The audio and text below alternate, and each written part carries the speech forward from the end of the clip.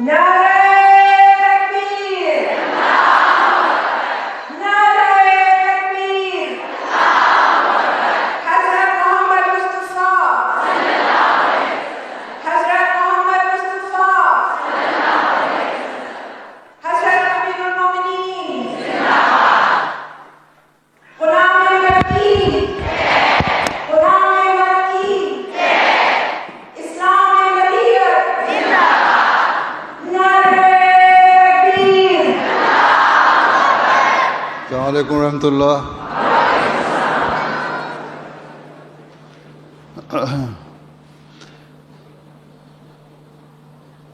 अमीना इसावी साहिबा तिलावत।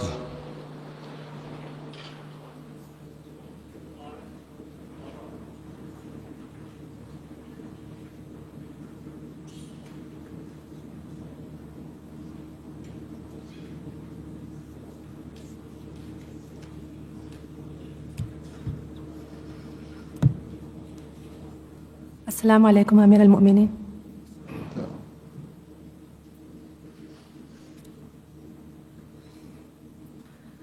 अऊज़ु बिल्लाहि मिनश शैतानिर रजीम।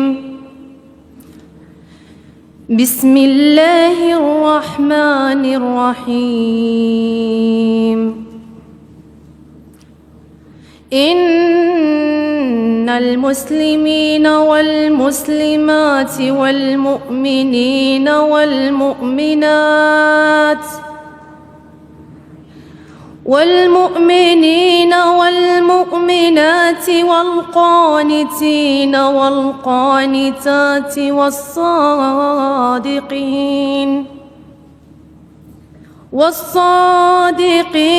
والصادقات والصابرين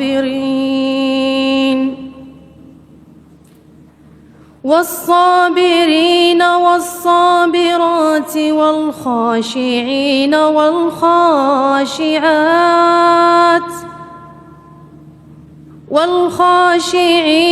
والخاشعات والمتصدقين والمتصدقات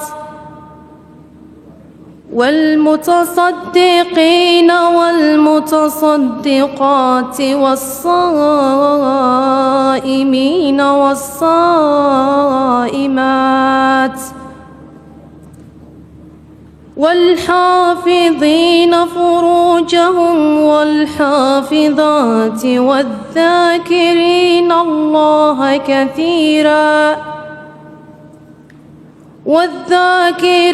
الله كثيرا والذاكرات أعد الله لهم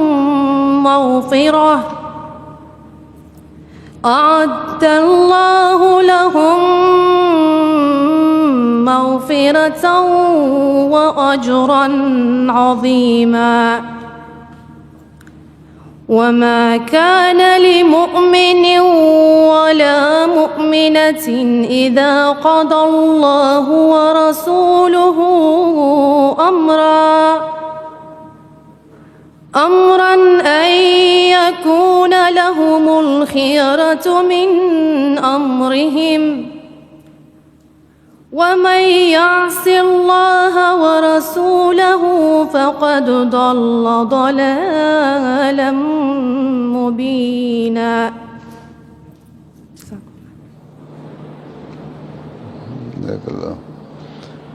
तर्जुमा साया मुआज़ साहिबा।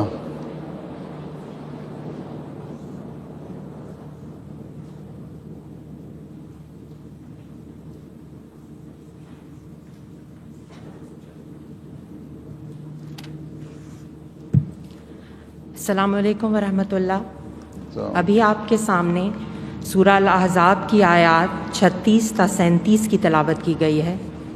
इन आयत का उर्दू तर्जुमा बयान फरमूदा हज़रत खलीफतुल मसीह सानी रज़ी अल्लाह ताला अन्हो पेश खिदमत है। मैं पनाह मांगती हूँ अल्लाह की धुतकारे हुए शैतान से। मैं अल्लाह का नाम लेकर जो बेहद करम करने वाला और बार बार रहम करने वाला है पढ़ती हूँ।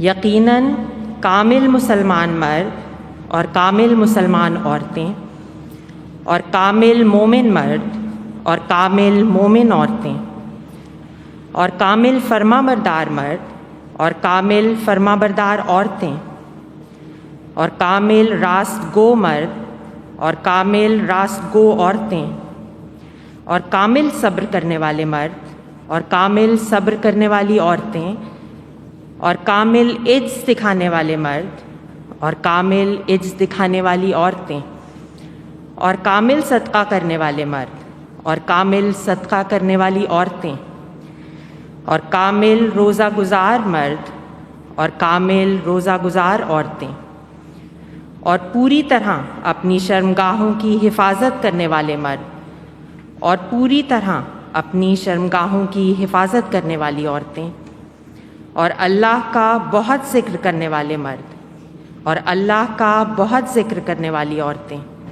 ان سب کے لیے اللہ نے بخشش کا سامان اور بڑا انعام تیار کر رکھا ہے۔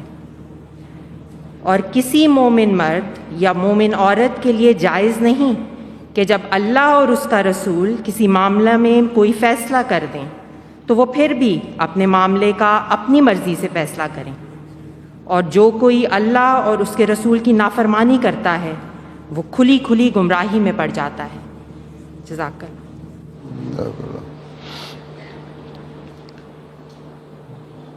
نظم سلونی رشید صاحبہ۔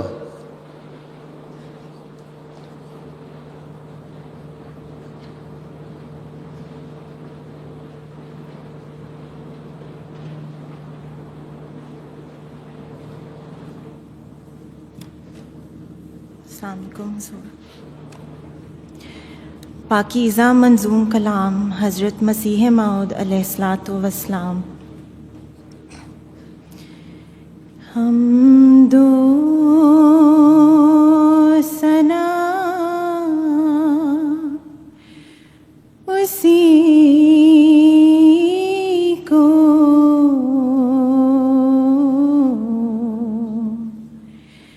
جو ذات جاویدانی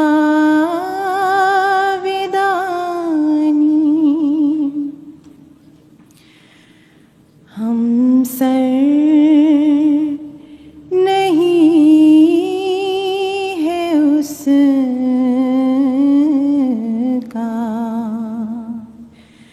کوئی نہ کوئی ثانی،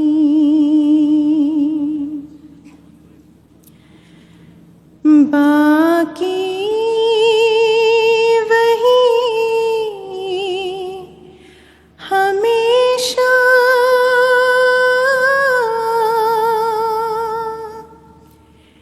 غیر اس کے سب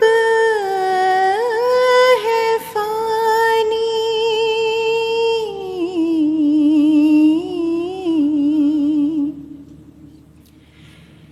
غیروں سے دل لگانا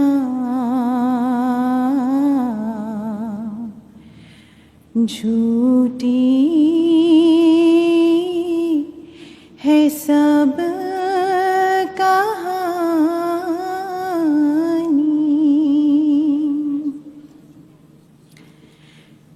سب غیر ہے وہی ہے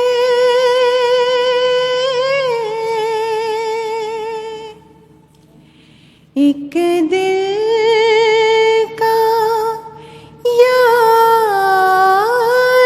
جانی،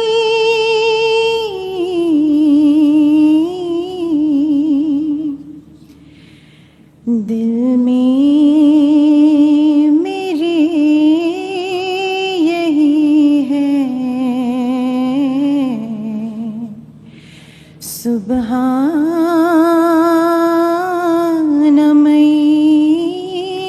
میرانی، دل میں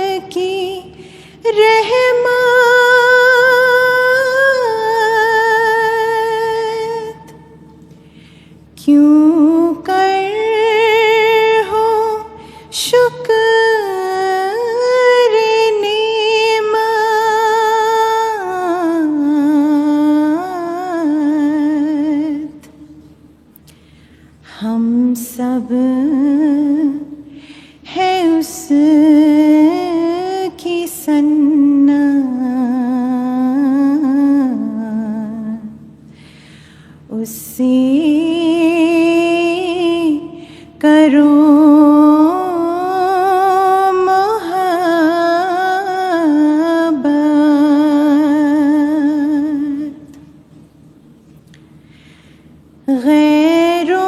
غیروں سے کرنا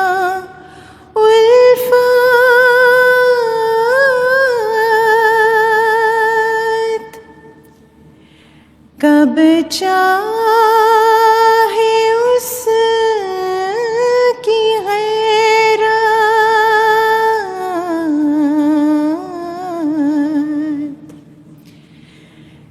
یہ روز کر مبارک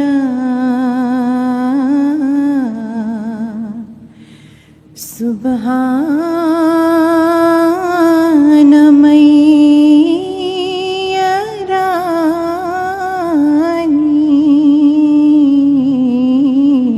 یرانی یہ روز کر مبارک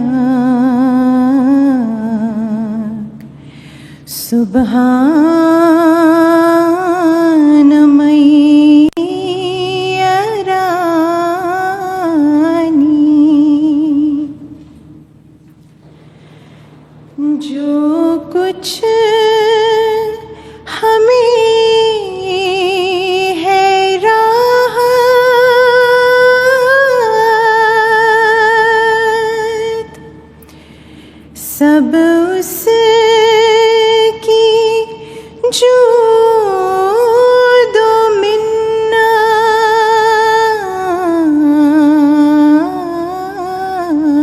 منت اس سے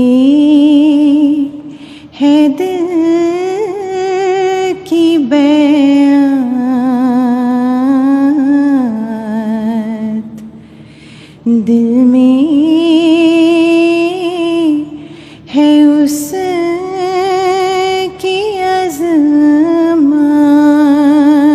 عظمت بہتر ہے اس کی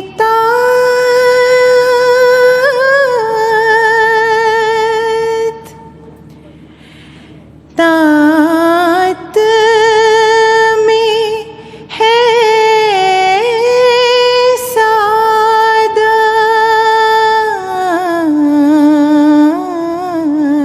سعادت یہ روز کر مبارک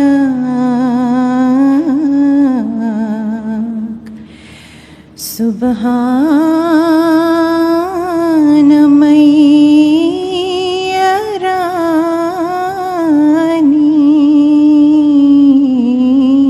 یرانی یہ روز کر مبارک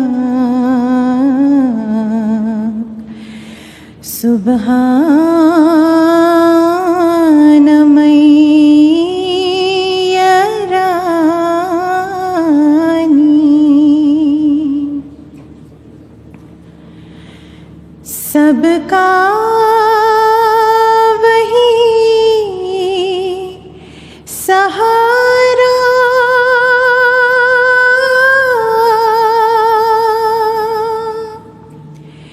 رحمت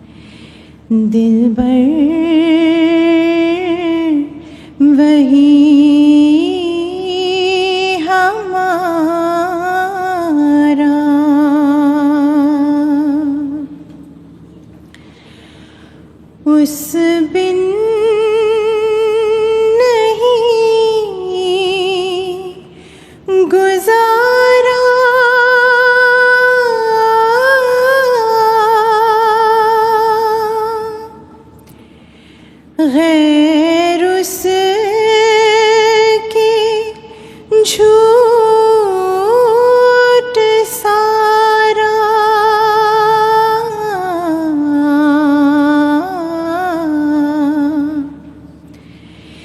یہ روز کر مبارک سبحان من یرانی،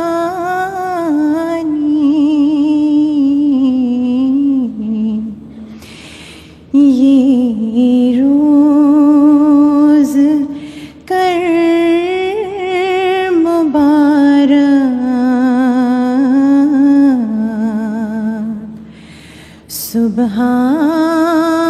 سبحان من یرانی،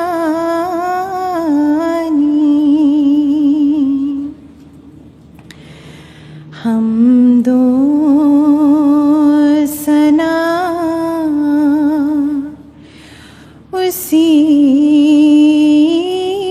کو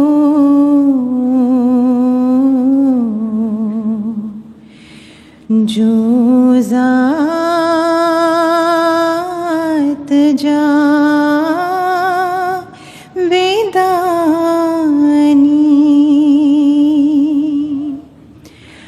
ہم سر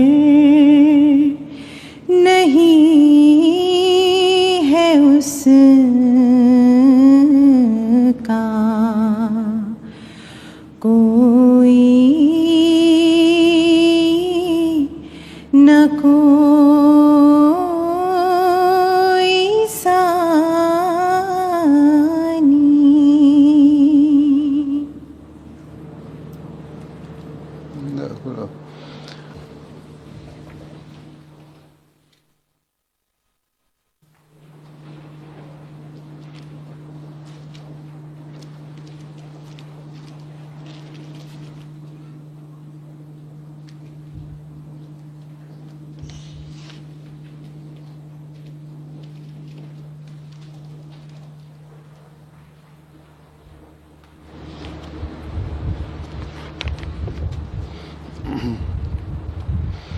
السلام علیکم ورحمۃ اللہ۔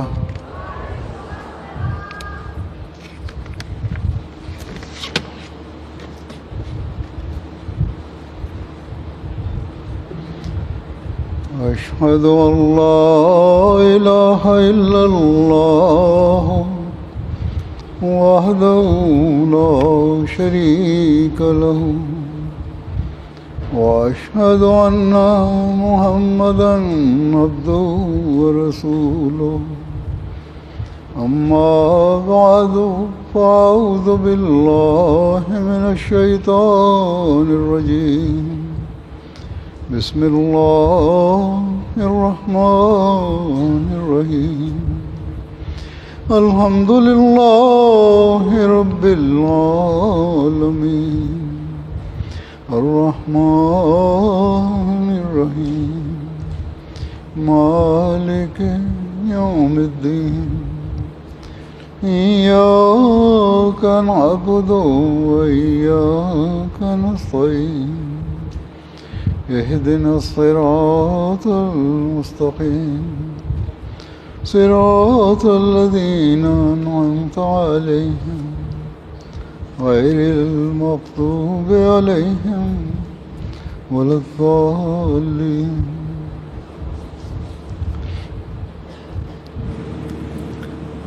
آج آپ جلسہ سالانہ یو کے میں شامل ہوئی ہیں۔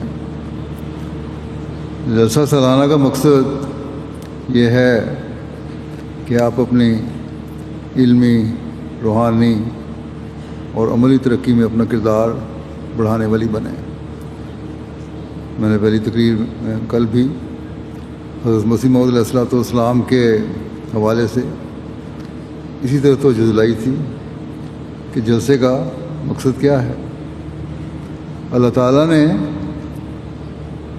عورت کو اسلام کی تعلیم کے ذریعے جو مقام دیا ہے، اگر ہر عورت اسے یاد رکھے اور اپنی ذمہ داریاں نبھانے والی ہو اپنی ذاتی اصلاح کے ساتھ اپنی اولاد کا حق ادا کرنے والی ہو، ان کی تربیت کرنے والی ہو، اور جو حقوق اسلام نے عورت کے قائم کیے ہیں ان کی شکر گزاری کرنے والی ہو، تو نہ صرف اپنی زندگی میں انقلاب لانے والی ہوگی بلکہ اپنی اولاد کی زندگیوں میں بھی انقلاب لانے والی ہوگی، اور جماعت کے لیے ایک ایسا وجود بن جائے گی جس کا جماعت کی ترقی میں ایک اہم کردار ہوگا۔ بہت ساری لڑکیاں سوال کرتی ہیں کہ ہم اپنی دنیاوی تعلیم جو حاصل کر رہی ہیں اس کے ساتھ جماعت کے لیے مفید وجود کس طرح بن سکتی ہیں۔ اگر وہ اپنی ذمہ داریوں کو سمجھیں تو جس فیلڈ میں بھی ہوں، جس شعبے میں بھی ہوں، یا گھرداری کرنے والی خاتون ہوں، جماعت کے لیے ایک مفید وجود بن سکتی ہیں۔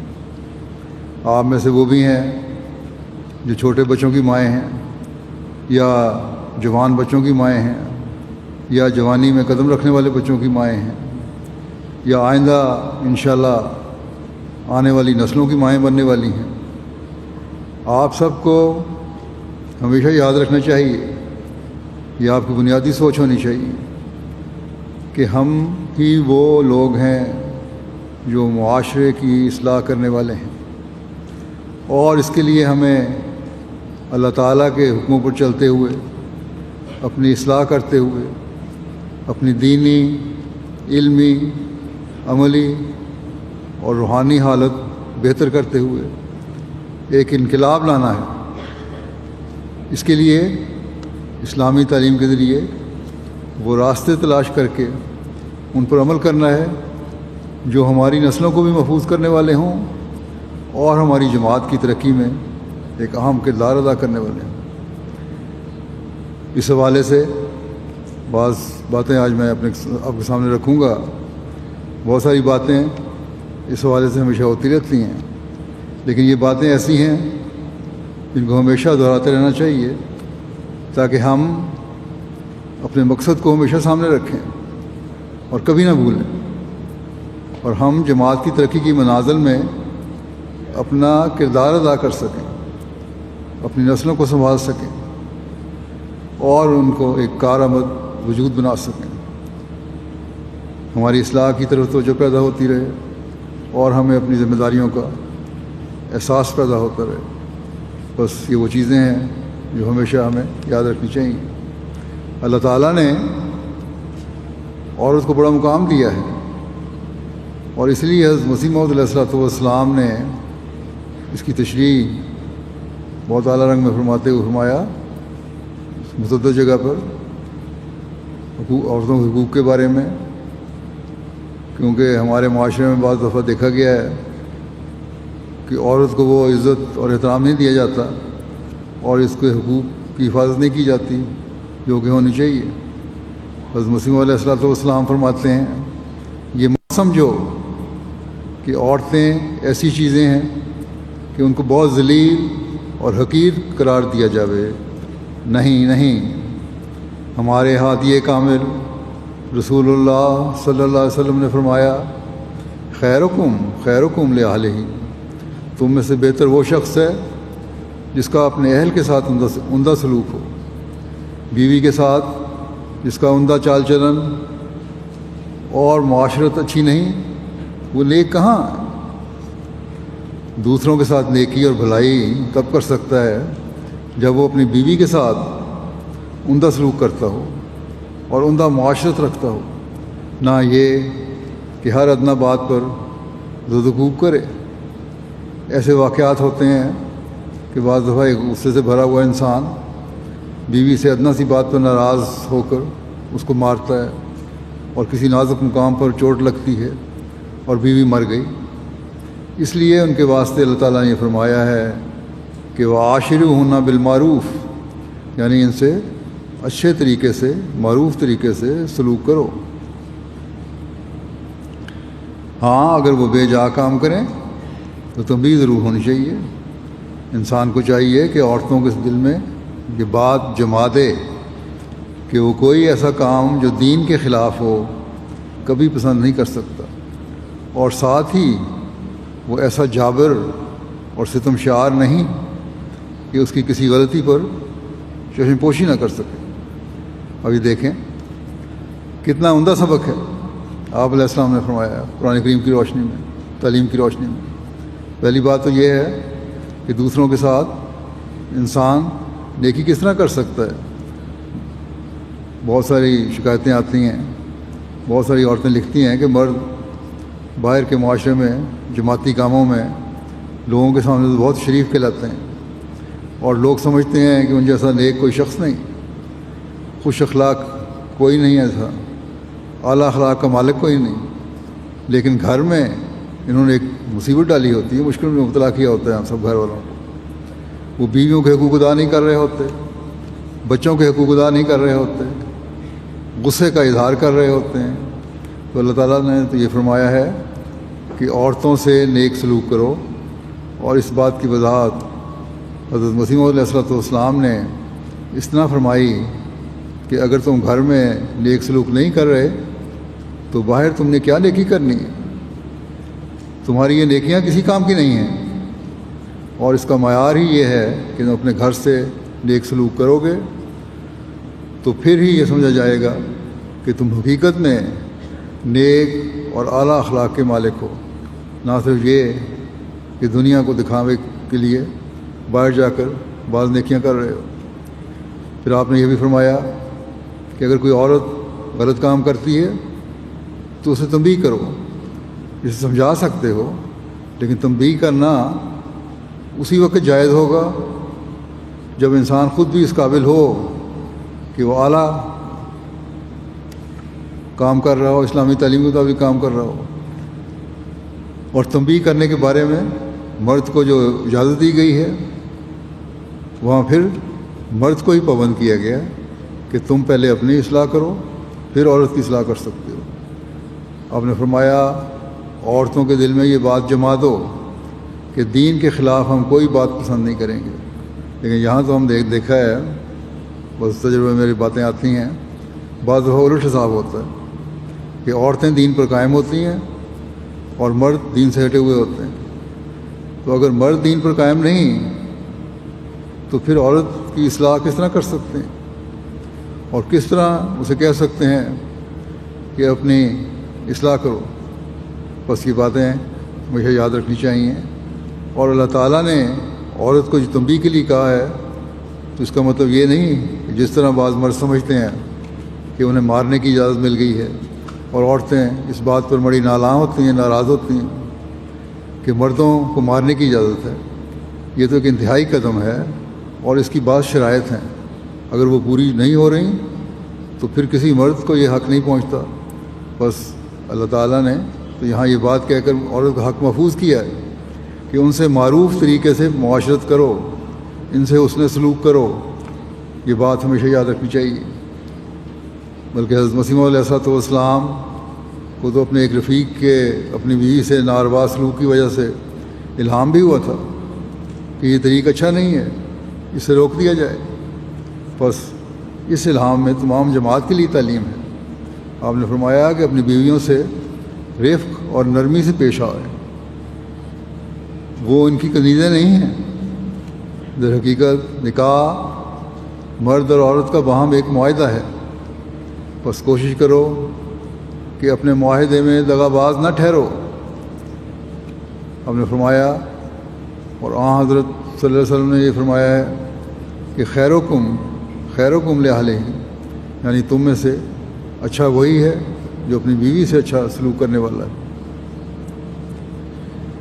تو آپ فرماتے ہیں کہ سو روحانی اور جسمانی طور پر اپنی بیویوں سے نیکی کرو، ان کے لیے دعا کرتے رہو، اور طلاق سے پرہیز کرو، کیونکہ خدا کے نزدیک نہایت بد وہ شخص ہے جو طلاق دینے میں جلدی کرتا ہے۔ جس کو خدا نے جوڑا ہے اس کو ایک گندے برتن کی طرح جلد مت توڑو۔ بس یہ دیکھیں کہ اس زمانے کے امام نے عورتوں کے حقوق کس طرح قائم فرمائے، ان کے بارے میں اسلام کی تعلیم کی روشنی میں کس طرح بیان فرمایا ہے کہ اسلام تو یہ حقوق قائم فرماتا ہے۔ آج کل کے معاشرے میں اسلام پر اعتراض کیا جاتا ہے کہ اسلام نعوذ باللہ عورتوں کے حقوق غصب کرتا ہے، لیکن اسلام تو ہر جگہ عورتوں کو حقوق دینے کی کوشش کرتا ہے۔ یہاں یہ بھی وضاحت کر دوں کہ بعض مرد بھی شکایت کرتے ہیں کہ ہم تو اس نے سلوک کرتے ہیں لیکن عورتوں کے مطالبات ایسے ہوتے ہیں اور بعض باتیں وہ ایسی کرتی ہیں جس کی وجہ سے پھر گھر میں فساد پیدا ہوتا ہے۔ تو عورتوں کو بھی چاہیے کہ صبر، حوصلے اور دعا سے اپنے گھروں میں زندگیاں گزاریں، اپنے بچوں کی نگہداشت کریں اور دین پر قائم رہنے کی کوشش کریں۔ عموماً میرے تجربے میں تو یہی آیا ہے کہ اللہ تعالیٰ کے فضل سے عورتوں کی بہت بڑی تعداد نیکی میں بہت ترقی کرنے والی ہے اور نیک اعمال بجانے والی ہیں، اور بعض تو مردوں سے بہت آگے بڑھی ہوئی ہیں۔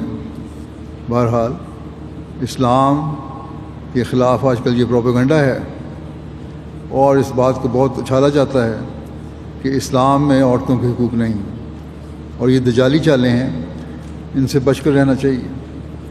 بعض دفعہ ایسی عورتیں جن کو اسلامی تعلیم کا یا قرآن کریم کی تعلیم کا صحیح علم نہیں، یا حضرت مسیح موعود علیہ السلام کی کتب نہیں پڑھتی، یا آپ کے ارشادات نہیں سنے ہوتے، وہ دنیا داروں کی باتیں سن کر متاثر ہو جاتی ہیں۔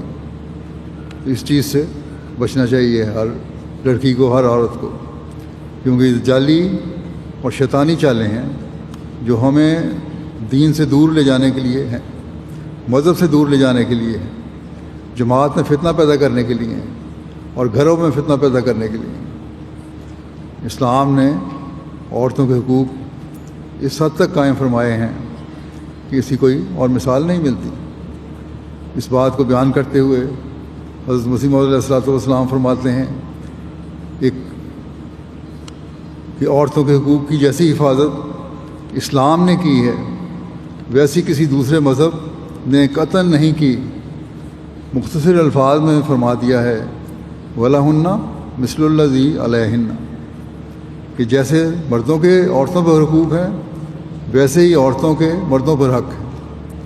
بعض لوگوں کا حال سنا ہے کہ ان بیچاریوں کو پاؤں کی جوتی کی طرح جانتے ہیں اور ذلیل ترین خدمات ان سے لیتے ہیں، گالیاں دیتے ہیں، حقارت کی نظر سے دیکھتے ہیں اور پردے کے حکم ایسے ناجائز طریقے سے برتتے ہیں کہ ان کو زندہ درگور کر دیتے ہیں، گویا کہ ان کو زمین میں گاڑ دیا ہے، زندہ دفنا دیا ہے۔ فرماتے ہیں کہ چاہیے کہ بیویوں سے خامد کا ایسا تعلق ہو جیسے دو سچے اور حقیقی دوستوں کا ہوتا ہے۔ یہ ہے وہ معیار جو اسلام قائم کرتا ہے۔ اب دیکھیں کیسی خوبصورت تعلیم ہے جو اسلام نے دی ہے کہ میاں بیوی دو سچے دوستوں کی طرح رہیں، تب ایک دوسرے کے برابر کے حقوق ادا کر سکتے ہیں۔ فرمایا کہ انسان کے اخلاق فاضلہ اور خدا تعالیٰ سے تعلق کی پہلی گواہ تو یہی عورتیں ہوتی ہیں، بس عورت ہی ہے جو گواہ ہے۔ اگر انہی سے ان کے تعلقات اچھے نہیں ہیں تو پھر کس طرح ممکن ہے کہ خدا تعالیٰ سے صلح ہو؟ اگر بیویوں سے تعلقات اچھے نہیں تو خدا تعالیٰ سے صلح کا بھی کوئی امکان نہیں۔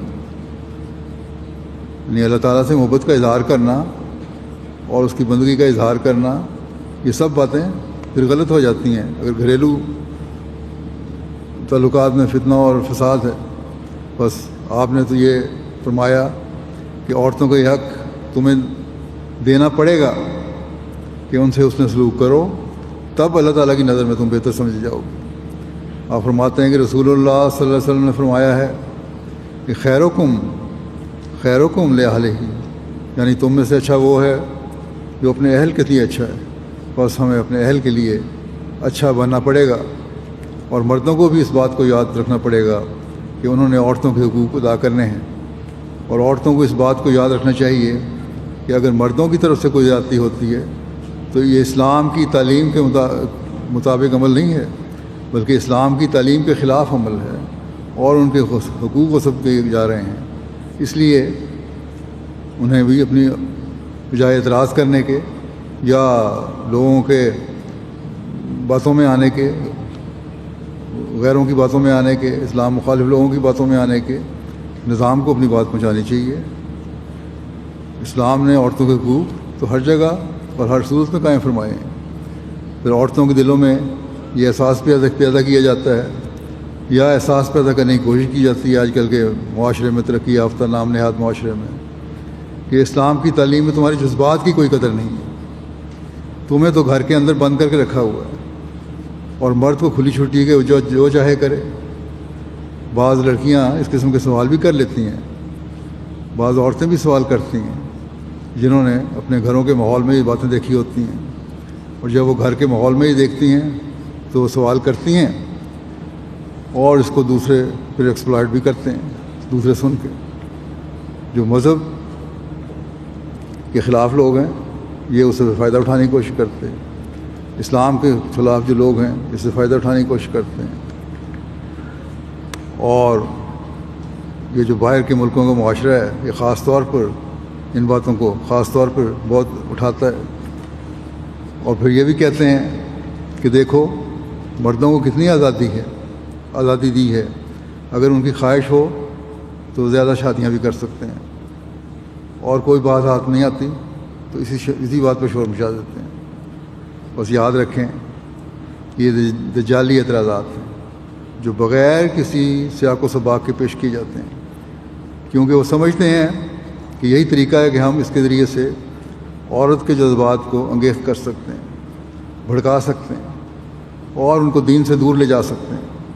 یہ شیطانی چالیں ہیں، کیونکہ اسلام نے اگر بعض جگہ شادیوں کی اجازت دی ہے تو بعض شرائط کے ساتھ دی ہے۔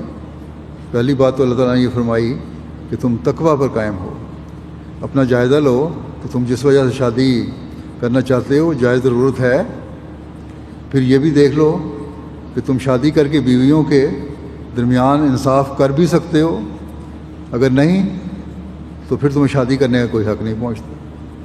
اگر تم پہلی بیوی کی ذمہ داریاں اور حقوق ادا نہیں کر سکتے اور دوسری شادی کی فکر میں ہو تو تمہیں دوسری شادی کا کوئی حق نہیں۔ حضرت مسیح علیہ الصلوۃ والسلام نے تو یہاں تک فرمایا ہے کہ مرد پر عورت کے اتنے حقوق ہیں کہ اگر مرد کو پتہ لگے کہ حقوق نہ ادا کر کے کتنا گناہ ہے، تو آپ نے فرمایا کہ اگر انسان کو پورے طور پر معلوم ہو اس بات کا کہ یہ حقوق اس قسم کے ہیں تو بجائے بیاہ کے وہ ہمیشہ رنڈوا رہنا یا بغیر شادی شدہ رہنا پسند کرے۔ بس اسلام نے یہ حقوق قائم کیے ہیں۔ آپ نے ایک جگہ فرمایا کہ بیویوں کے حقوق پر آج کل یہ شور مچتا ہے کہ دیکھو جی شادیاں کرنے کی اجازت ہے، اور یہ ہمیشہ کی طرح اسلام مخالف لوگ جو ہیں اس پہ اعتراض کرتے ہیں۔ ہمارے ایک جاپانی دوست یہاں آتے ہیں مجھے ملنے کے لیے، وہ بھی مجھ سے اکثر بار بار یہ سوال کرتے ہیں۔ وہ تو خیر اپنی معلومات کے لیے کر رہے ہوتے ہیں، لیکن ان سے بھی لوگ سوال کر رہے ہوتے ہیں، بڑے شریف النفس انسان ہیں۔ وہ بار بار یہ پوچھتے ہیں کہ اسلام میں 4 شادیوں کی اجازت ہے۔ ان کو میں نے سمجھایا کئی دفعہ کہ 4 شادیوں کی اجازت بعض شرائط کے ساتھ ہے، لازمی نہیں ہے۔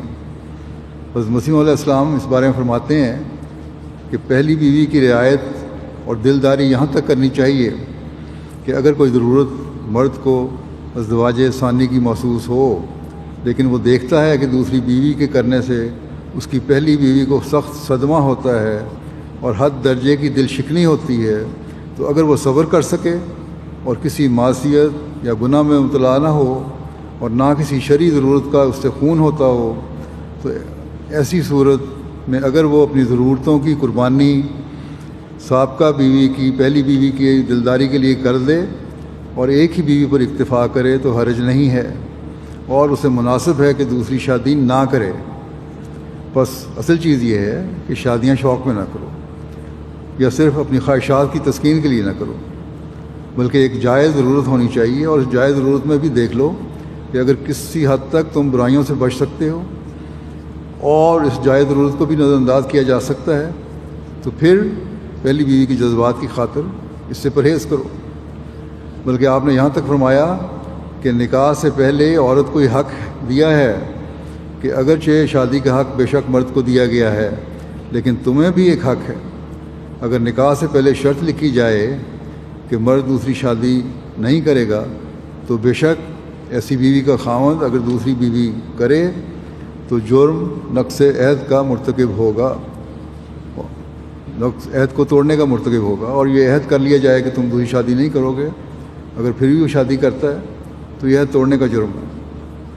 لیکن آپ نے فرمایا کہ چونکہ اسلام میں اجازت ہے، اگر کوئی عورت ایسی شرط نہ لکھوائے اور حکم شرعی پر راضی ہو جائے تو اس حالت میں دوسرے کا دخل دینا بے جا ہوگا، جو غیر دخل اندازیاں کرتے ہیں اور ایکسپلائٹ کرتے ہیں اس معاملے کو۔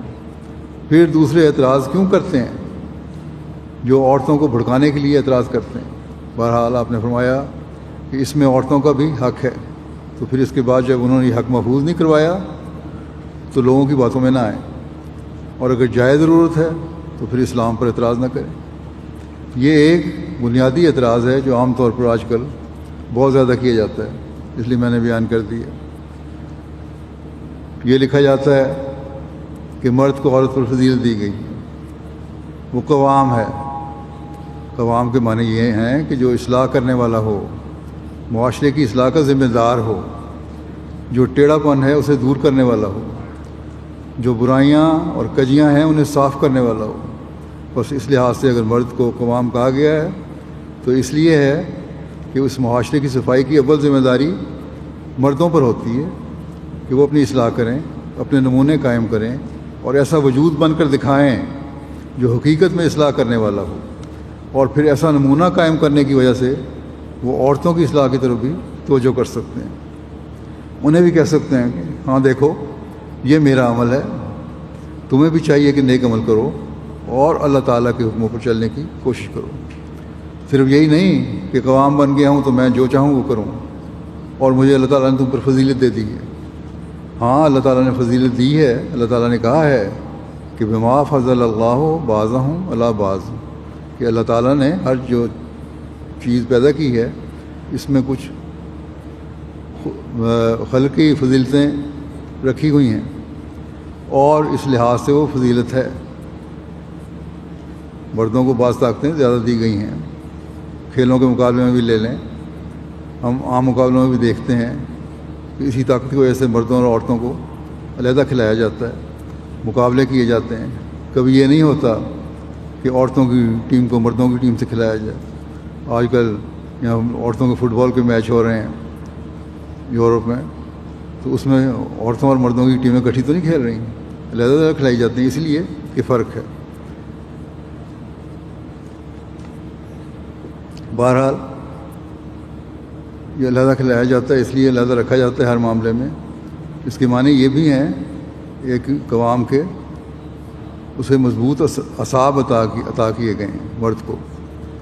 اسے یہ کہا گیا ہے کہ اگر کوئی بدمزگیاں گھر میں پیدا ہوتی ہیں تو تم اپنے مضبوط اعصاب کی وجہ سے اور اس وجہ سے کہ اصلاح تمہاری ذمہ داری ہے، اپنے بعض حقوق چھوڑ کر بھی عورت کے حقوق ادا کرنے کی کوشش کرو اور گھر کی فضا کو پرامن اور پیار و محبت کی فضا بنانے کی کوشش کرو، تاکہ تمہارا گھر ہر قسم کے جھگڑوں سے پاک رہے اور تمہارے بچے اور آئندہ نسلیں بھی نیک نمونہ دیکھتے ہوئے اسلامی تعلیم کی خوبیوں کو سمجھنے والی ہوں اور ان پر عمل کرنے والی ہوں۔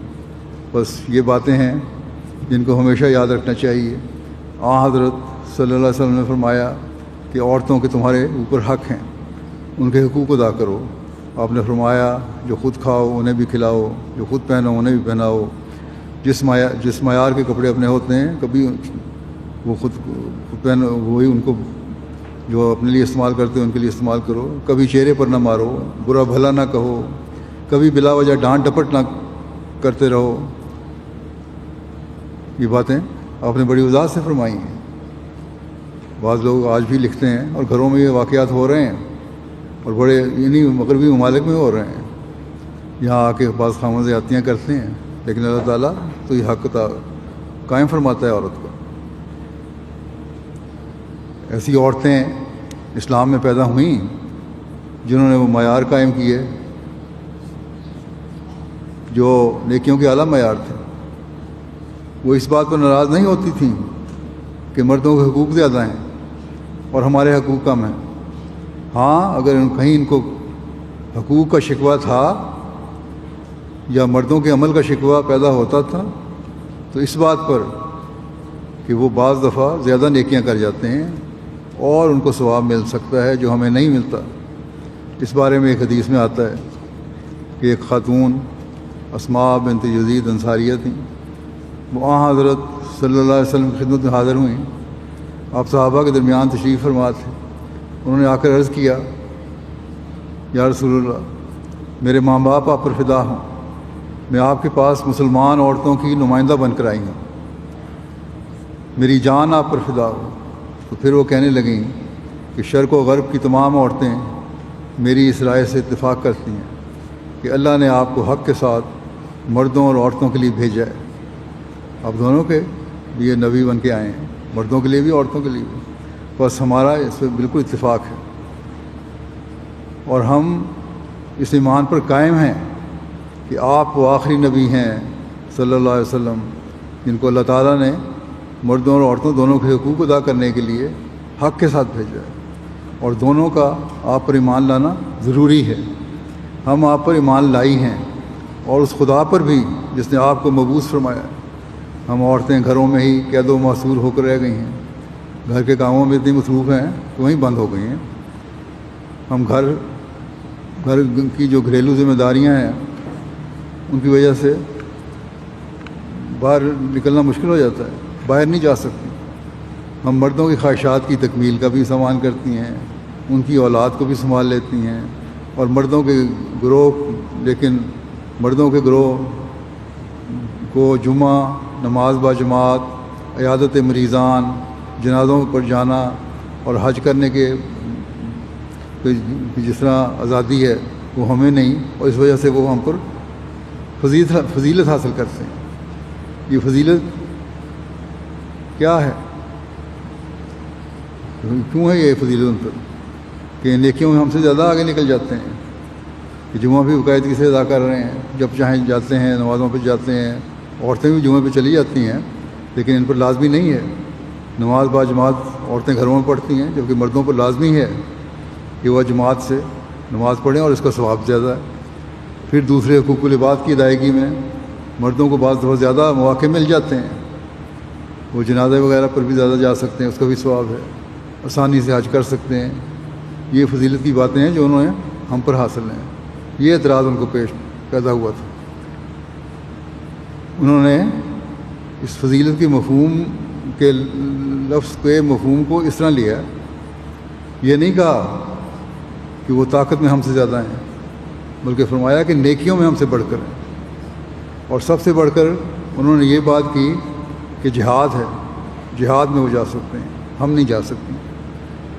کہا کہ جب کوئی حج یا عمرہ کرنے جاتا ہے، جہاد کرنے جاتا ہے، تو ہم ان کے اموال کی، ان کے بچوں کی اور ان کے گھروں کی حفاظت کرتی ہیں۔ اس خاتون نے سوال کیا سارا کچھ بیان کر کے کہ یا رسول اللہ، پھر بھی ہم آپ کے ساتھ اجر میں برابر کی شریک نہیں ہیں؟ کیا یہ اجر تبھی مردوں کو ہی ملے گا سب کچھ؟ یہ سب کچھ کرنے کے باوجود جتنی خدمات ہم گھر میں کر رہی ہیں، ہم اتنی نیکیاں کرتی ہیں، تو کیا مردوں کو زیادہ اجر ملے گا؟ کیا ہم برابر کی شریک نہیں ہوں گی؟ حضور صلی اللہ علیہ وسلم نے اپنا رخ اور چہرہ مبارک صحابہ کی طرف پھیرا اور صحابہ سے فرمایا، کیا تم نے دین کے معاملے میں اپنے مسئلے کو اس عمدگی سے بیان کرنے میں اس عورت سے بہتر کسی کی بات سنی ہے؟ آپ نے بڑی تعریف کی اس کی اس بات سے، سوال سے۔ تو صحابہ نے عرض کیا، یا رسول اللہ صلی اللہ علیہ وسلم، ہمیں یہ ہرگز خیال نہ تھا کہ ایک عورت ایسی گہری سوچ رکھتی ہے۔ حضور صلی اللہ علیہ وسلم نے اس خاتون کی طرف متوجہ ہوئے اور فرمانے لگے، اے عورت واپس جاؤ اور دوسری تمام عورتوں کو بتا دو، کسی عورت کے لیے اچھی بیوی بننا، بچوں کی تربیت کرنا، خاوند کی رضا جوئی اور اس کے موافق چلنا مردوں کی ان تمام نیکیوں کے برابر ہے جو وہ کرتے ہیں۔ وہ ساری نیکیاں جو وہ کرتے ہیں، تمہارا یہ گھر میں رہ کے بھی ان نیکیوں کے برابر تمہیں ثواب مل رہا ہے۔ وہ عورت واپس گئی اور وہ خوشی سے لا الہ الا اللہ اور اللہ اکبر کے الفاظ بلند کر رہی تھی۔ حضور صلی اللہ علیہ وسلم نے فرمایا، تم لوگ جو گھر میں رہنے والے ہو، وہ بھی یہ نہ سمجھو کہ ہم گھر میں رہنے کے بعد بند ہو گئے ہیں۔ ہاں، اگر مجبوری ہے تمہیں گھر میں رہنا پڑتا ہے تو تمہیں اتنا ہی ثواب مل رہا ہے جتنا مردوں کو جہاد کا یا دوسری لازمی عبادات کا۔ یہ وہ مقام ہے جو اسلام عورت کو دیتا ہے، اور کسی قسم کی اس میں پابندی نہیں ہے۔ پردے کا اگر حکم ہے تو بعض کہتے ہیں کہ عورتوں کو پردے کا حکم ہے، انہیں بند کر دیا گیا، جیسا کہ میں نے پہلے بھی پڑھا ہے، بتایا ہے۔ حضرت مسیح علیہ السلام نے بھی فرمایا ہے کہ پردے کو وہ سمجھتے ہیں کہ عورتوں کو صرف قید کر دینا اور گھر سے باہر نہ نکلنے دینا، یہی پردہ ہے۔ یہ غلط چیزیں۔ حضور صلی اللہ علیہ وسلم نے فرمایا قرآن شریف کے حکم کے مطابق جہاں پردے کا حکم ہے، غض بصر کا حکم ہے، وہاں مردوں کو بھی اور عورتوں کو بھی یہی حکم ہے۔ حضرت مسیح علیہ السلام اس بارے میں فرماتے ہیں کہ مومن کو نہیں چاہیے کہ دریدہ دہن بنے یا بے محابہ اپنی آنکھ کو ہر طرف اٹھائے پھرے، بلکہ یغضوا من ابصارہم پر عمل کر کے نظر کو نیچی رکھنا چاہیے اور بد نظری کے اسباب سے بچنا چاہیے۔ یہ مردوں کو بھی حکم ہے کہ وہ عورتوں کو نہ دیکھیں، تو اس لحاظ سے ان کو بھی ایک پردہ ہے، اور عورتوں کو بھی حکم ہے، اور وہ یہی ہے کہ عورتوں کو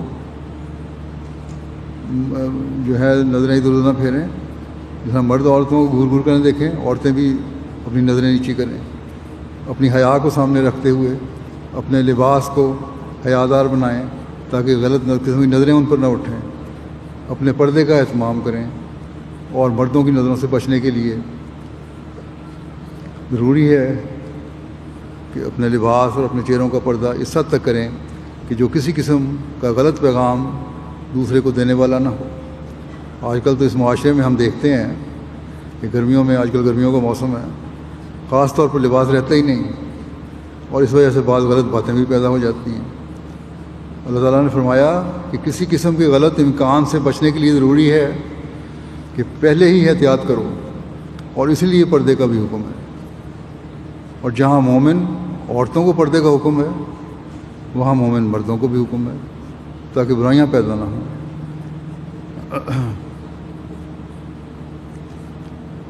یہاں گزشتہ دنوں سروے ہوا تھا ایک، اس میں غیروں نے یہی سوال کیا تھا کہ عورتوں کو زبردستی پردہ کروایا جاتا ہے۔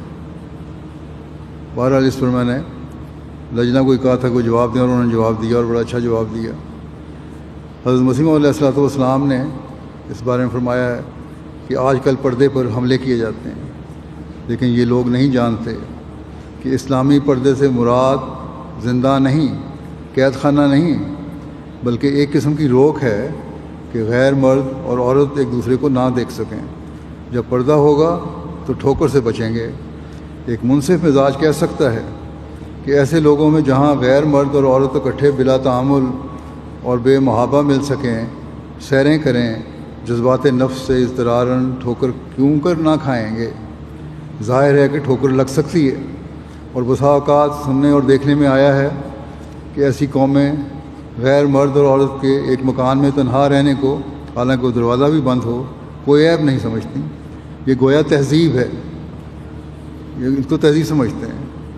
فرمایا کہ انہی بد نتائج کو روکنے کے لیے شارع اسلام نے وہ باتیں کرنے کی اجازت ہی نہیں دی جو کسی کی ٹھوکر کا باعث ہو۔ اور ہم دیکھتے ہیں کہ عموماً ہوتا ہے کہ بعض باتیں سامنے آتی ہیں ایسی، اور پھر ایسے کیس سامنے آ رہے ہوتے ہیں، اور پھر اس وجہ سے پھر مقدمے بھی چلتے ہیں۔ 10 سال بعد یا کسی کے مرنے کے بعد بھی پرانے کیس اکھاڑے جا رہے ہیں۔ آج کل یہاں تو یہ رواج پیدا ہو گیا ہے مغرب میں کہ اس مرد نے ہمارے ساتھ زیادتی کی، عورتیں الزام لگاتی ہیں، حالانکہ خود اس کو موقع دیا، پہلے اس کے کمرے میں بھی گئیں، اسے کوئی موقع دیا ہوگا تبھی تو باتیں ہوئی ہوں گی۔ تو پھر اس قسم کی حالتیں بھی ہوں گی، اور ایسے مواقع بھی پیدا ہوں گے کہ جہاں چاہے زبردستی ہو یا آپس کی رضامندی ہو، غلط قسم کی باتیں ہو جاتی ہیں۔ اور پھر اس کے بعد جب مرد عورت سے ناراض ہوتی ہے، اور جب عورت مرد سے ناراض ہوتی ہے تو اس کے خلاف باہر باتیں نکالتی ہے، یا کوئی اور مالی فائدہ اٹھانا ہوتا ہے تو باتیں نکالتی ہے۔ پھر غلط باتوں کی وجہ سے مرد کی بدنامی ہوتی ہے، عورت کی بھی بدنامی ہوتی ہے، جسے یہ لوگ سمجھتے نہیں ہیں۔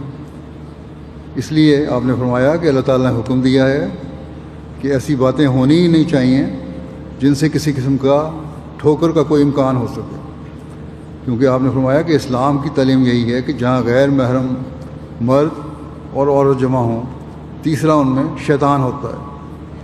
آپ نے فرمایا کہ ان نتائج پر غور کرو، اور یہی ترقی یافتہ لوگ جو اپنے آپ کو کہتے ہیں وہ اسی رسم کی وجہ سے آج کل آپ خود دیکھ لیں ان میں کتنی برائیاں پیدا ہو رہی ہیں۔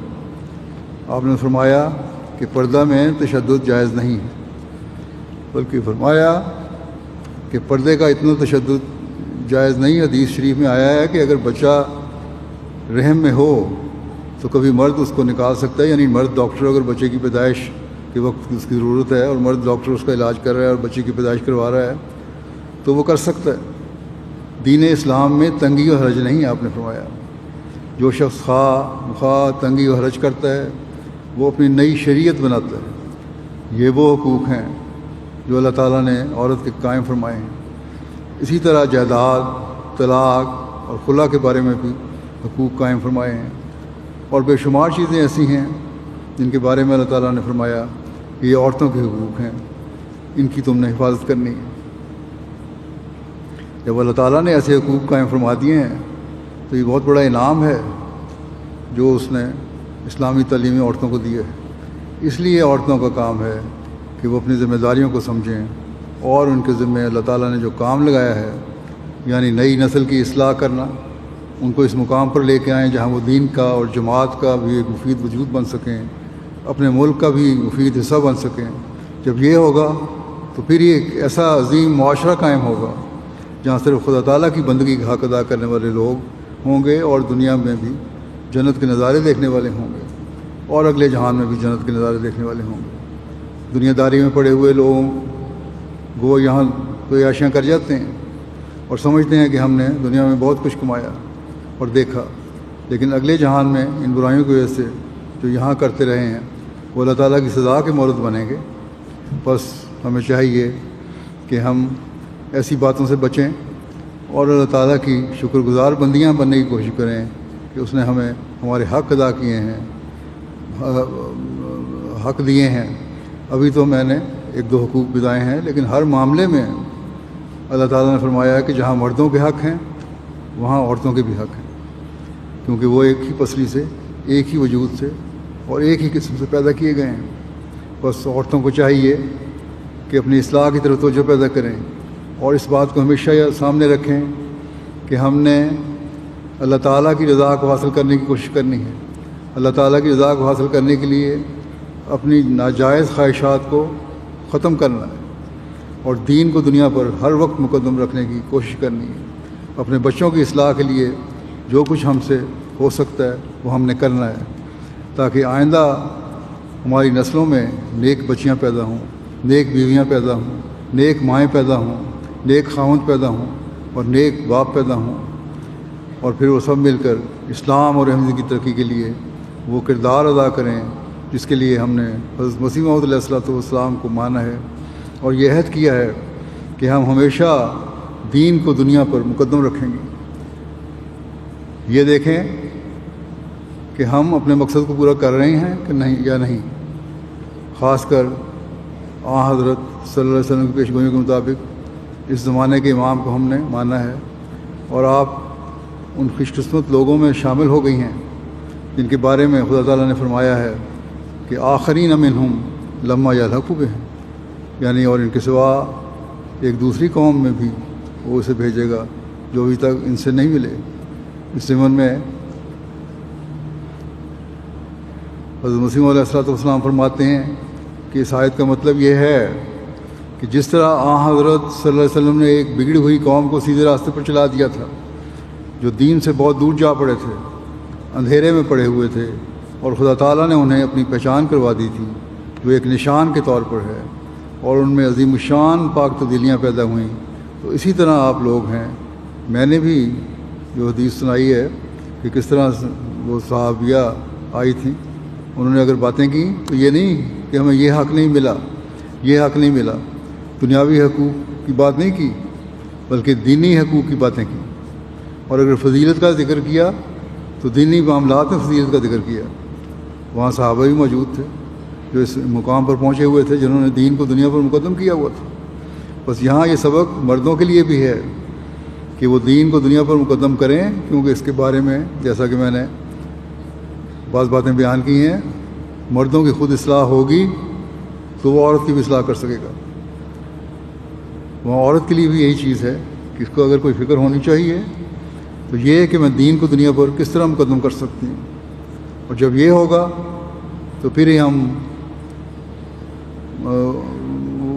اپنا کردار ادا کر سکیں، کرنے والی ہوں گی جو اس کی جو ایک مومن کی پیدائش کا مقصد ہے۔ حضرت اقدس مسیح موعود علیہ السلام ایک جگہ فرماتے ہیں کہ آخرینہ منہم کی تشریح کرتے ہوئے کہ ایک گروہ اور ہے جو آخری زمانے میں ظاہر ہوگا، وہ بھی اول تاریکی اور گمراہی میں ہوں گے اور علم و حکمت اور یقین سے دور ہوں گے، تب ان کو بھی خدا تعالیٰ صحابہ کے رنگ میں لائے گا، یعنی جو کچھ صحابہ نے دیکھا وہ ان کو بھی دکھا دیا جائے گا۔ بس ہر ایک اپنا جائزہ لے کہ کیا جس مقصد کے لیے ہم نے حضرت مسیح موعود علیہ السلام کو مانا ہے، اس مقصد کو حاصل کرنے کے لیے ہمارے قدم بڑھ رہے ہیں یا ہم وہیں کھڑے ہیں۔ صحابہ نے اپنے اندر کس طرح تبدیلیاں پیدا کی، صحابیات نے کس طرح پاک تبدیلیاں پیدا کی، دنیا کے کھیل کود کو کس طرح انہوں نے ٹھکرا دیا، کس طرح عبادتوں کے معیار قائم ہوئے، کس طرح مالی قربانیوں کے معیار قائم کیے۔ اللہ تعالیٰ کا فضل ہے کہ ہمارے ہاں بھی بعض ایسی ہیں عورتیں جن کے عبادتوں کے معیار بہت بلند ہیں اور مالی قربانیوں کے معیار بھی بہت بلند ہیں، اور جب بھی مالی تحریکات کی جاتی ہیں تو لجنہ معاملہ بہت بڑھ کر اس نیکی کے کام میں آگے آتی ہے۔ لیکن باقی نیکیاں بھی ہیں جن کی طرف ہمیں توجہ دینی چاہیے۔ صرف مالی قربانی ایک نیکی نہیں ہے، بلکہ اپنی عبادتوں کے معیار بڑھانا، اپنے دوسرے اخلاق کے معیار بلند کرنا، اپنے بچوں کی اعلیٰ تربیت کرنا اور ان کو ایسا پاک وجود بنانا جس سے وہ جماعت کے لیے اور ملک کے لیے ایک کارآمد وجود بن سکیں، یہ بھی ذمہ داری ہے ہر عورت کی۔ صحابیات کا نمونہ عبادتوں کا کیا تھا؟ ایسی عورتیں تھیں جو دن کو روزے رکھتی تھیں اور راتوں کو عبادت کرتی تھیں، اور ان کے خامدوں کو حضرت صلی اللہ علیہ وسلم سے ان کی شکایت کرنی پڑی، یہ تو سارا دن عبادتوں میں لگی رہتی ہے، نہ گھر کے حق ادا کرتی ہے، نہ خامد کے حق ادا کرتی ہے، نہ بچوں کے۔ اس پر حضرت صلی اللہ علیہ وسلم نے منع فرمایا کہ اتنی عبادت بھی ٹھیک نہیں ہے، کیونکہ ہر قسم کے حقوق تم نے ادا کرنے ہیں، اپنے فرائض ادا کرنے ہیں، وہ کرو۔ بس اسلام ایک بڑا متوازن مذہب ہے جو اعلیٰ اخلاق کی بھی تعلیم دیتا ہے، عبادتوں کے اعلیٰ معیاروں کی بھی تعلیم دیتا ہے، بچوں کے حق قائم کرنے کی بھی تعلیم دیتا ہے، اپنے حق قائم کرنے کی بھی تعلیم دیتا ہے، اپنے معاشرے کے حق قائم کرنے کی بھی تعلیم دیتا ہے، اور یہی وہ باتیں ہیں جو پھر دنیا میں امن اور محبت اور پیار کی فضا پیدا کرنے والی ہوتی ہیں۔ حضرت صلی اللہ علیہ وسلم کے زمانے میں وہ عورتیں تھیں جنہوں نے اپنے خامدوں کے حقوق ادا کیے، اپنے بچوں کے حقوق ادا کیے اور ان کے اعلیٰ معیار حاصل کیے، اور یہی چیزیں ہیں جو آج ایک احمدی عورت کو اپنے سامنے رکھنی چاہیے اور اس پر غور کرنا چاہیے۔ اب عورتیں یہ نہ سمجھیں کہ یہ باتیں صرف عورتوں سے کہہ رہا ہوں، پہلے بھی میں نے کہا ہے، اور مردوں کے لیے بھی میں یہ باتیں کہہ آیا ہوں کہ جب تک وہ اپنے نمونے قائم نہیں کریں گے وہ کردار ادا نہیں کر سکتے جو ان کو کرنا چاہیے، جو ان کو ایک مرد کو ایک گھر کے نگران کی حیثیت سے کرنا چاہیے، اور اگر وہ نہیں کریں گے تو پھر مرد بھی اس لحاظ سے گناہ گار ہوں گے۔ بس ہمیں یہ یاد رکھیں کہ آج آپ نے اپنے اندر پاک تبدیلیاں پیدا کر کے حضرت مسیح موعود علیہ السلام کی جماعت میں شامل ہونے کا حق ادا کرتے ہوئے اپنے بچوں کی اصلاح کی طرف بھی توجہ دینی ہے، اپنے ماحول کے اصلاح کی طرف بھی توجہ دینی ہے، پھر اپنے عملی نمونے سے اسلام کی حضور تعلیم کو بھی دنیا میں پھیلانا ہے اور اس حق کو ادا کرنا ہے جس کے لیے آپ نے حضرت مسیح موعود علیہ السلام کی بیعت کی تھی۔ اللہ تعالیٰ نے ایک جگہ فرمایا ہے کہ اعلموا انما الحیات الدنیا لعب و لہو و زینت و تفاخر بینکم و تکاثر فی الاموال والاولاد و تکاثر فی الاموال والاولاد، یعنی تمہاری زندگیوں کا یہی مقصد نہیں کہ کھیل کود کر لیا کرو۔ اعلموا انما الحیات الدنیا لعب و لہو و زینت و تفاخر بینکم و تکاثر فی الاموال والاولاد، یعنی تمہاری زندگیوں کا یہی مقصد نہیں کہ کھیل کود کر لیا کر، دنیاوی خواہشات کو پورا کر لیا یا نفس کی خواہشات کو پورا کر لیا. یہ زندگی تو دنیا داروں کا ہی ذریعہ ہے، یہ تمہارا مقصد نہیں ہونا چاہیے، کیونکہ یہ چیزیں انسان کو پیدائش کے اعلیٰ مقصد سے غافل کر دیتی ہیں. بس ان چیزوں سے تم نے بچنا ہے. کوئی ایک دوسرے پر اپنے مال یا اولاد کا فخر نہ کرے. جب یہ سوچ ہمارے اندر پیدا ہوگی تو ہم وہ انقلاب لانے والی عورت بن سکیں گی جس نے دنیا کو اللہ تعالیٰ کے حضور جھکنے والا بنانا ہے، جس نے دنیا کو حضرت صلی اللہ علیہ وسلم سے کہ جھنڈے تلے لانے والا بنانا ہے. تبھی آپ کا گھریلو ماحول بھی پرامن رہے گا، تبھی آپ معاشرے کا ماحول بھی پرامن کرنے والی ہوں گی، تبھی آپ کی تبلیغ بھی کارآمد ہوگی.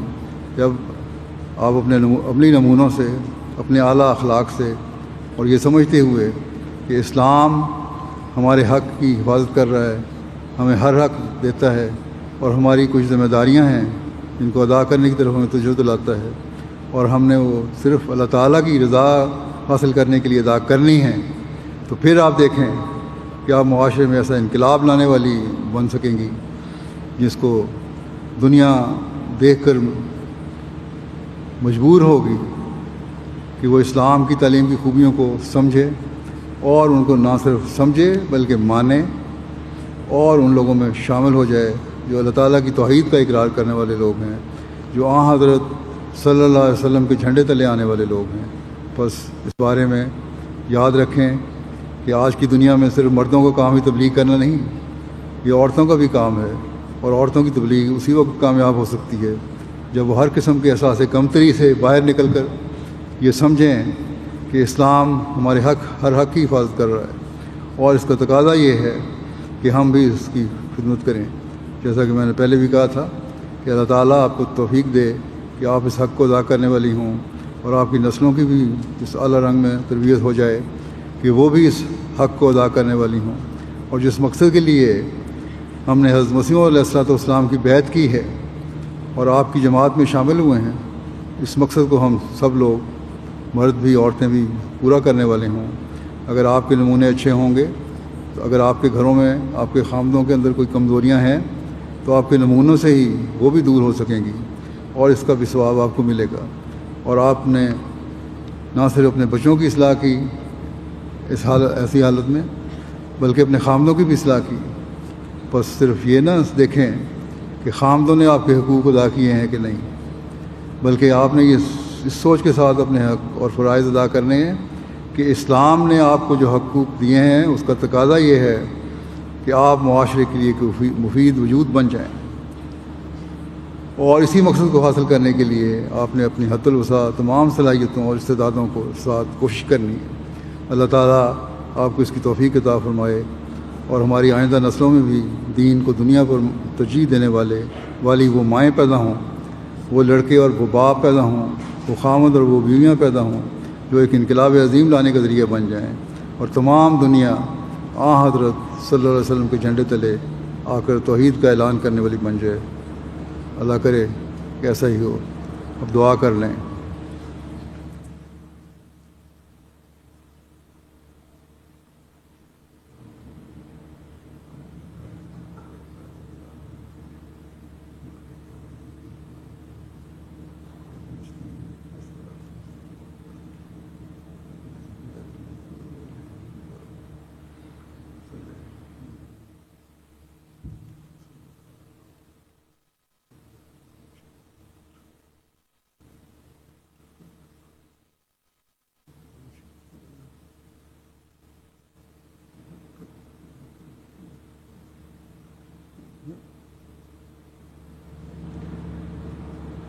آمین.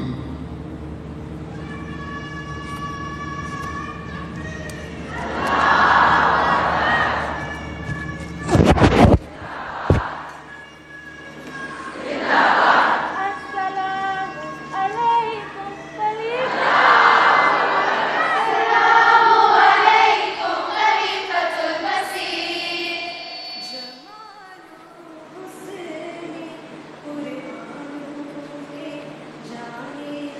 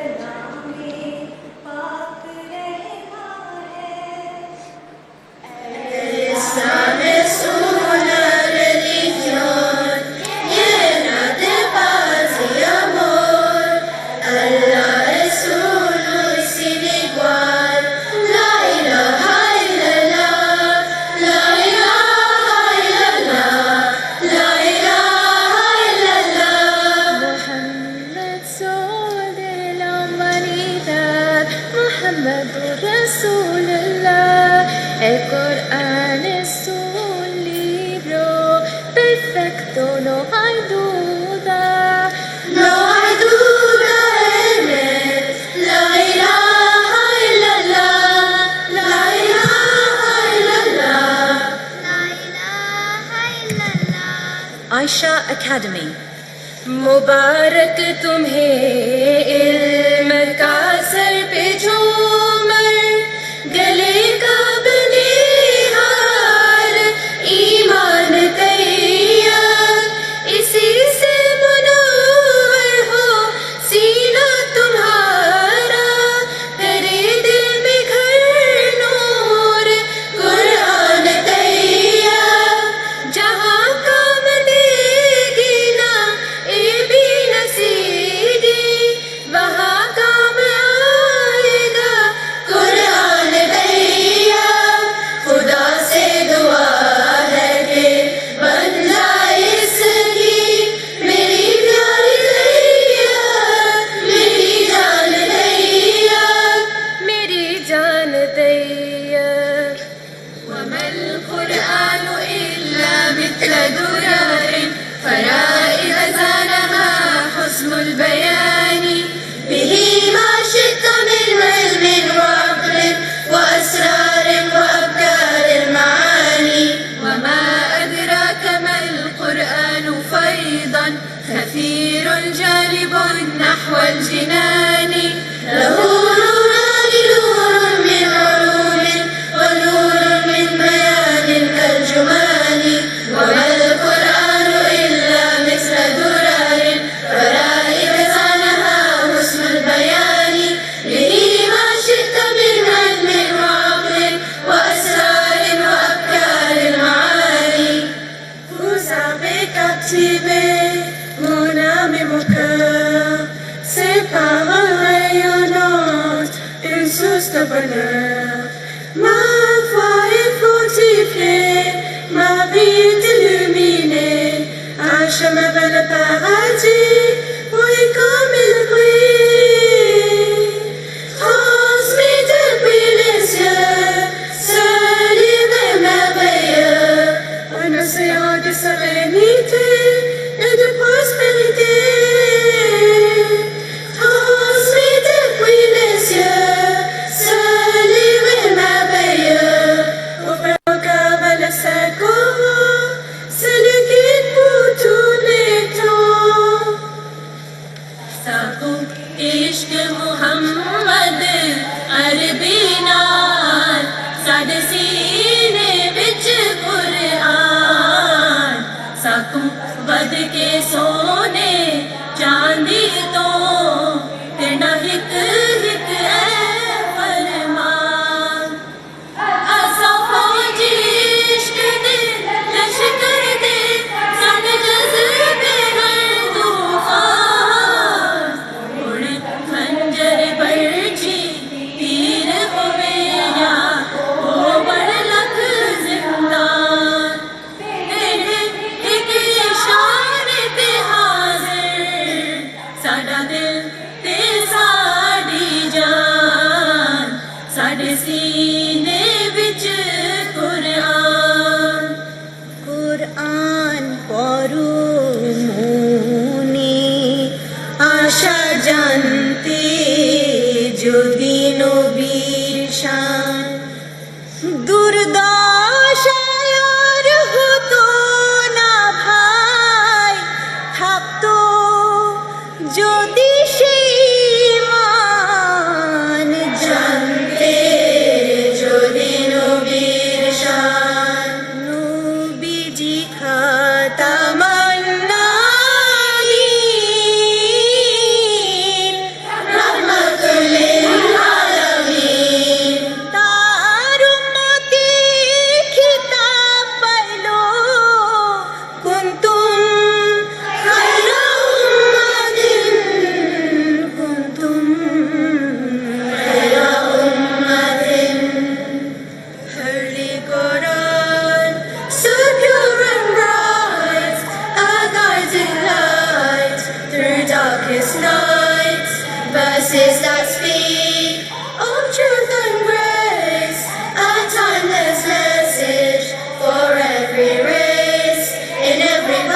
the truth we find, a wisdom pure, a peace of mind.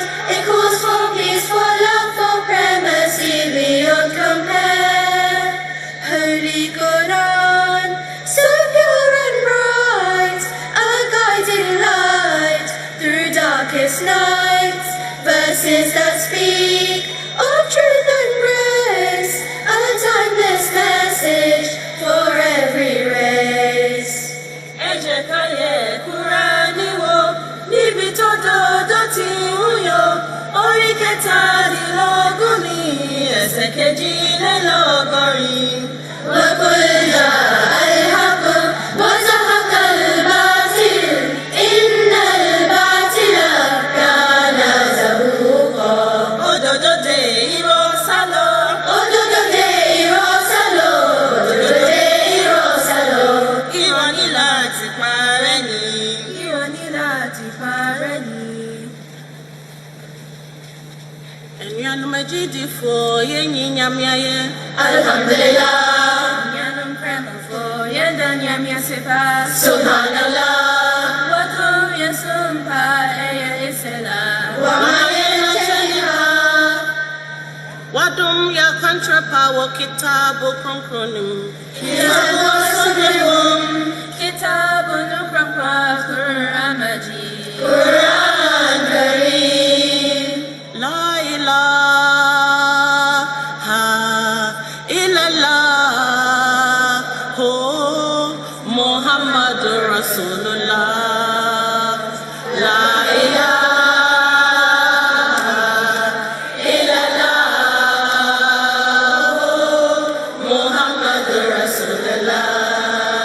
Ohini biara ni ho, efata se yasumno. Jisonya kupon kuti na Muhammadu noye nismafo. La ilaha illallah, Muhammadur Rasulullah. Nare takbir. Hazrat Muhammad Mustafa. Islam Ahmadiyya. Ghulam Ahmad King. أحمدية. حضرة خليفة المسيح الخامس. حضرة أمير المؤمنين. لجنة إماء الله. نصرات الأحمدية. عائشة أكاديمي. Muslim Television Ahmadiyya International. Takbir. अस्सलाम वालेकुम रहमतुल्लाह। अजना की रिपोर्ट के मुताबिक इस वक्त आपकी तादाद यहाँ 17,595 है, 17,595। शाह जज़ाकल्लाह। अस्सलाम वालेकुम।